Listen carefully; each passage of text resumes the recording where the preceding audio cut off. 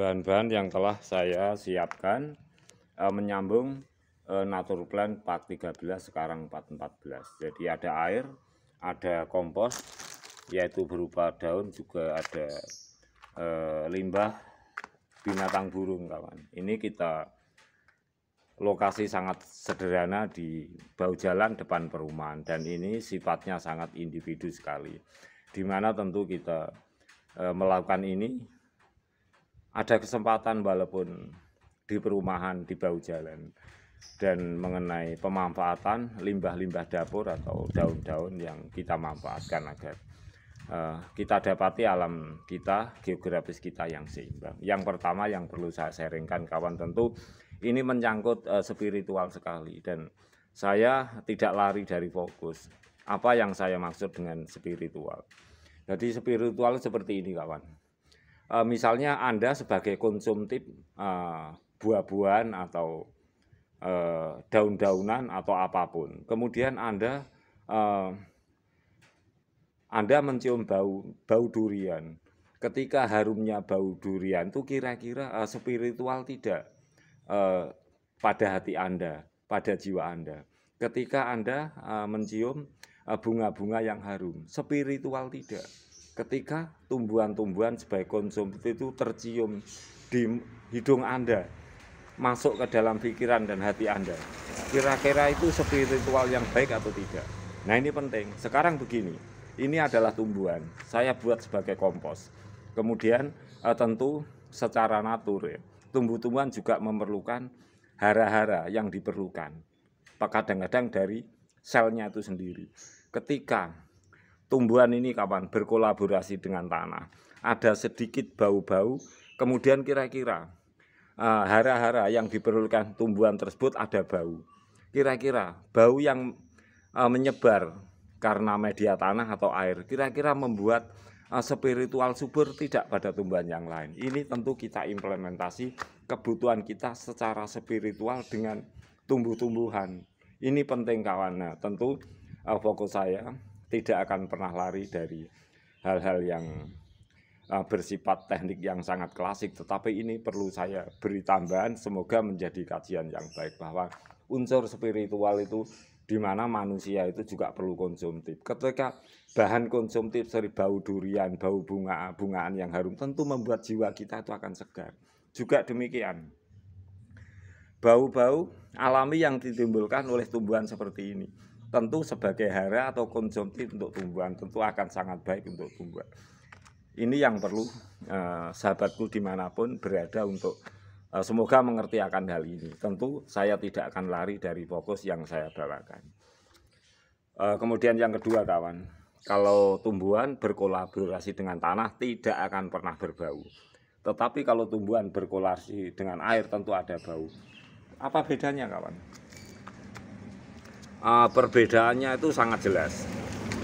Ketika kolaborasi tanah itu ada sel hidup. Sengaja atau tidak sengaja, ketika berkolaborasi terjadi aktivitas biologi, terjadi kimiawi pembusukan. Kalau tanah, tentu tanah itu sendiri akan menghabisi bau-bau yang ada, sebab bakteri-bakteri atau sel-sel tanah itu adalah saling memakan, sehingga bau tidak akan pernah terjadi jika tumbuhan dengan tanah.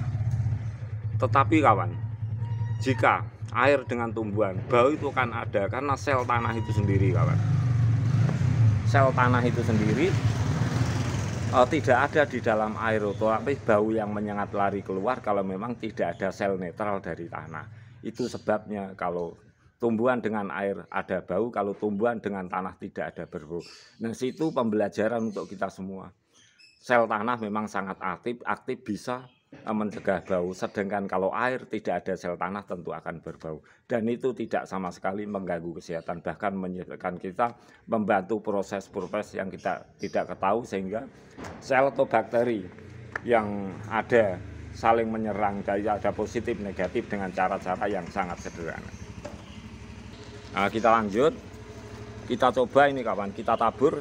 Nah, ini adalah kotoran burung. Kita nanti bisa tutup kembali, itu pemanfaatan bahu jalan. Pengertian yang pertama, kalau kita kolaborasi dengan tanah tentu tidak akan pernah berbau.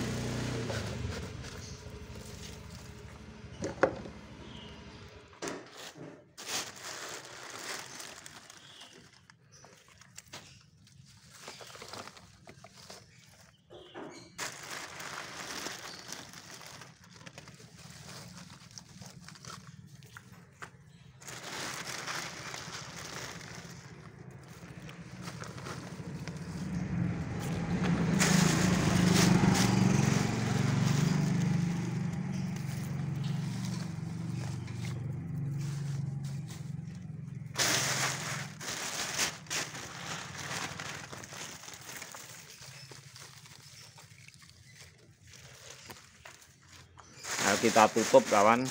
Kita bisa menggunakan lapisan-lapisan kawan, lapisan tanah atau pasir, terserah dengan kita.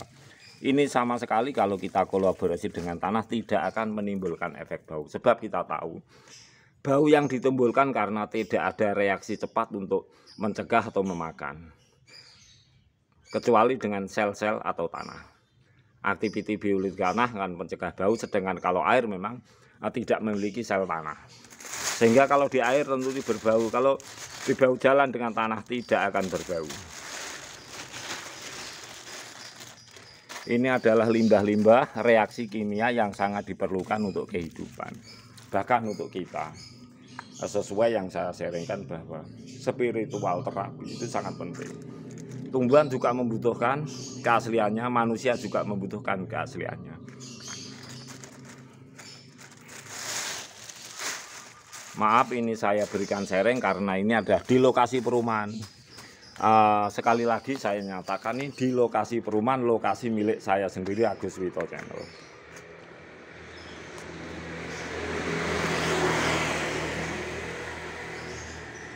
Untuk sahabatku semuanya dimanapun berada, jika menyukai unggahan video saya atau komentar saya yang kurang berkenan, perlu tambah kurangnya sebuah catatan atau pemberian saya sharing, kita bisa untuk saling belajar. Sekali lagi, ini adalah pemanfaatan di mana saya memanfaatkan tata kelola di rumah perumahan saya sendiri. Jadi sahabatku dimanapun berada di seluruh penjuru Indonesia atau di luar negeri, semoga kita saling memberi manfaat.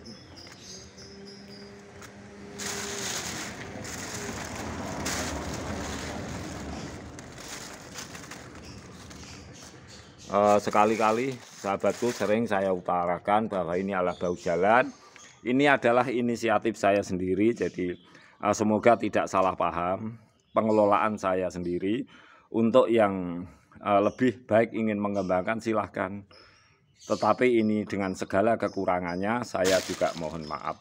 Semoga sahabatku semuanya dimanapun berada, juga kawan-kawanku penggemar Agus Wito Channel bisa melakukannya lebih baik daripada saya. Jadi tata kelola limbah untuk saya trying di perumahan saya sendiri, maksud saya di lokasi saya sendiri.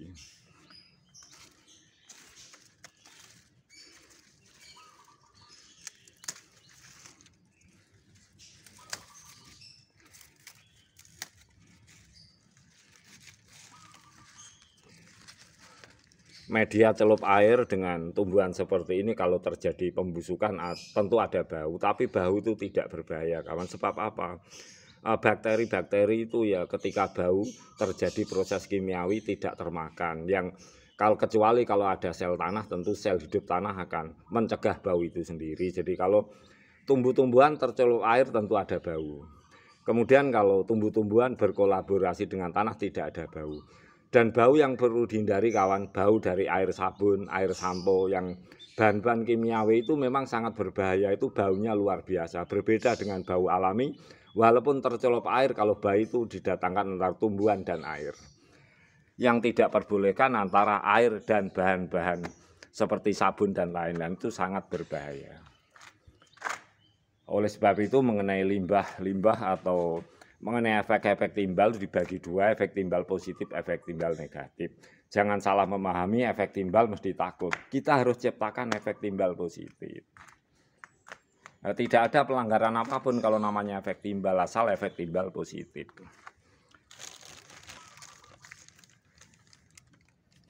Nah, kemudian ini bisa kita lapisi kawan dengan pasir atau dengan tanah. Terserah kita. Mengenai seperti ini juga kita kolaborasi dengan natrium klorida hebat dari atas. Kemudian kapan mengambilnya, sampai ini terjadi peleburan secara biologi, terserah kita. Di saat musim kemarau kita bisa mengambil ini, tentu ini menjadi kompos yang baik. Jadi kita tidak memberi batasan tertentu, teknik tertentu, sehingga kita bisa manfaat ini dalam waktu 1 bulan atau 2. Tidak seperti itu kawan, kita alami saja. Pengolahan sampah di pengolahan limbah sampah atau limbah dapur di bahu jalan. Semoga bermanfaat.